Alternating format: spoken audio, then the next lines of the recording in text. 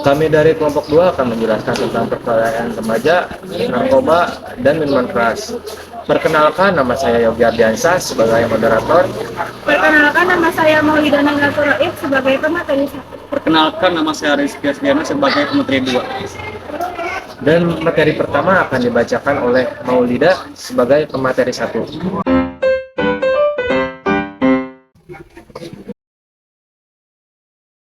Perkelahian remaja. Yang pertama, pelajar yang dicari Islam.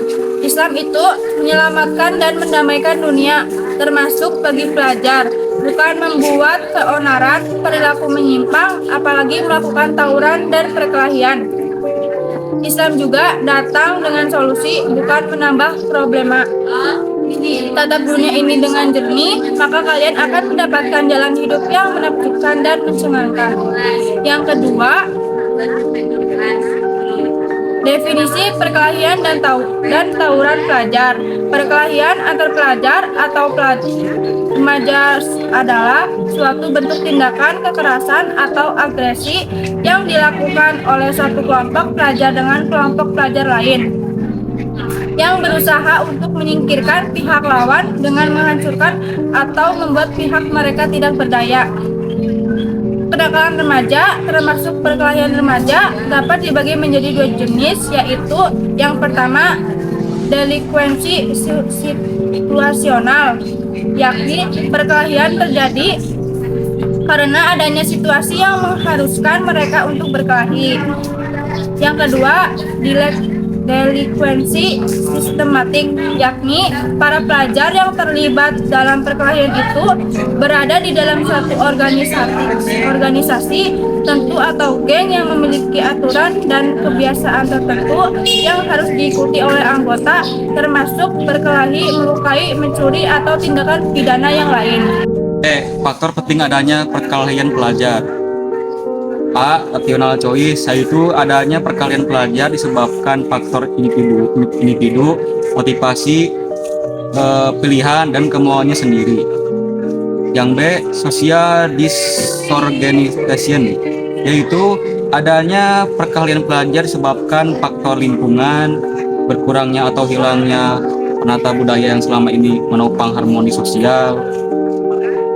Nah, yang ketiga, strain, yaitu adanya perkelahian pelajar disebabkan faktor tekanan yang besar dari masyarakat, misalnya kemiskinan di satu sisi, sementara di pihak lain orang kaya yang sering mempertontonkan kekayaannya.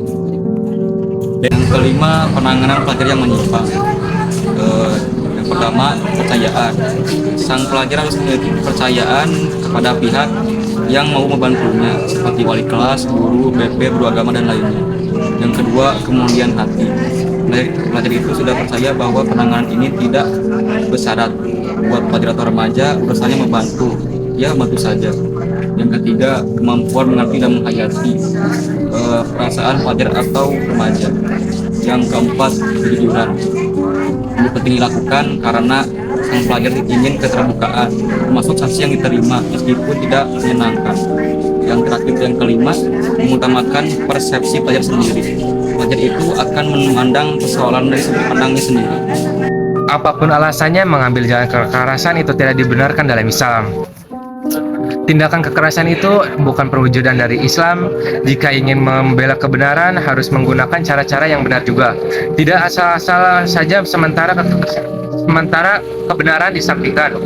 Sebagai pelajar muslim, kita semua diingatkan dengan visi dan misi Islam sebagai agama yang damai, santun, dan menjadi rahmat untuk semesta alam.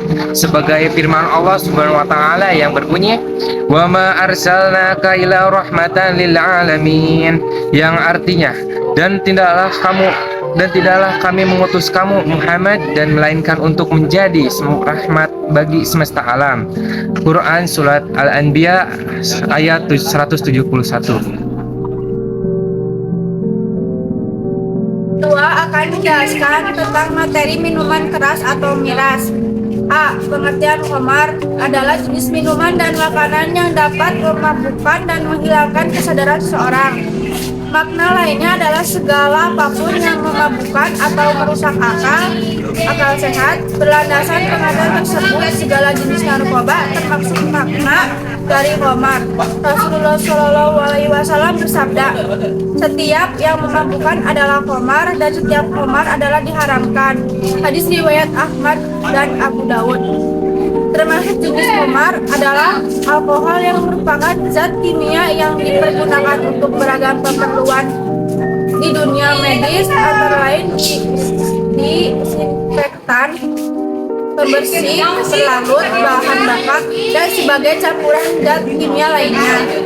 Bagaimana dalam surat Al-Maidah ayat 91 yang artinya, wahai orang-orang yang beriman, sesungguhnya minuman keras, berjudi, berkorban untuk berhala, dan mengundi nasib dengan anak panah adalah perbuatan keji dan termasuk perbuatan setan. Maka jauhilah perbuatan-perbuatan itu agar kamu beruntung.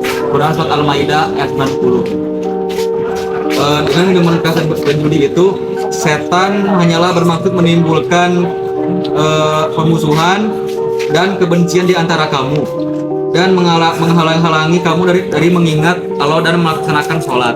Maka tidaklah kamu mau berhenti.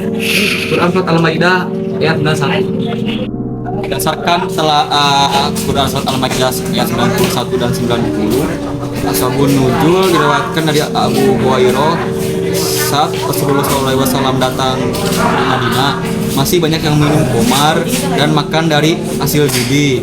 Mereka bertanya tentang kedua hal tersebut. Maka turunlah Quran surat Al-Baqarah ayat 219. Dipahami oleh sebagian mereka bahwa itu hanya dosa besar, bukan haram. Karena dipahami oleh sebagian seperti itu, kebiasaan buruk ini masih terlanjutkan. Ketika ada kaum muhajirin menjadi imam salat dan dalam keadaan mabuk, terjadilah kesalahan dalam pembacaan Al-Quran. Lalu turunlah Quran surat Al-Nisa ayat 43 yang berisi larangan mengerjakan salat dalam keadaan mabuk.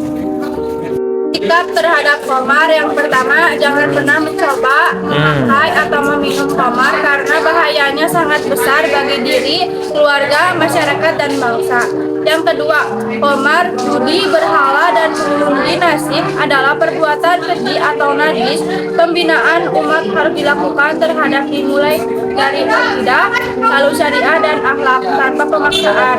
Yang ketiga, terapkan pola hidup bersih, lahir batin, menjaga akal sehat, menghindari perbuatan merugikan, mencari rezeki halal, dan menaati aturan agama dengan kesadaran sendiri. Yang keempat, hindari khamar dan narkoba sepenuhnya karena termasuk perbuatan setan. Jangan sekalipun mencobanya agar terhindar dari kerugian besar. Ditinjau dari Islam, istilah narkoba di dalam Al-Quran memang tidak ditemukan padanya. Meskipun begitu, tidak berarti Islam tidak menjelaskan. Istilah ini harus didekati melalui kias, yakni satu masalah yang belum ada nasnya dicarikan padanya dengan masalah yang sudah ada nasnya, disebabkan persamaan ilat, sebab, landasan, motivasi hukum. Narkoba. B. Narkoba ditinjau dari hukum Indonesia pengertian. Yang pertama, narkoba adalah singkatan dari narkotika, psikotropika, dan bahan adiktif seperti alkohol, rokok, dan kopi. Yang kedua, narkotika.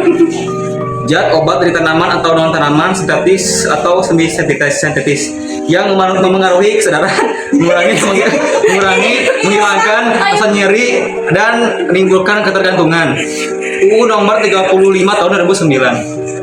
Yang ketiga ada psikotropika, zat obat alamiah atau sintetis bukan narkotika yang memengaruhi sistem saraf pusat dan mengubah aktivitas mental serta perilaku. UU nomor 5 tahun 1997. Yang terakhir ada zat adiktif.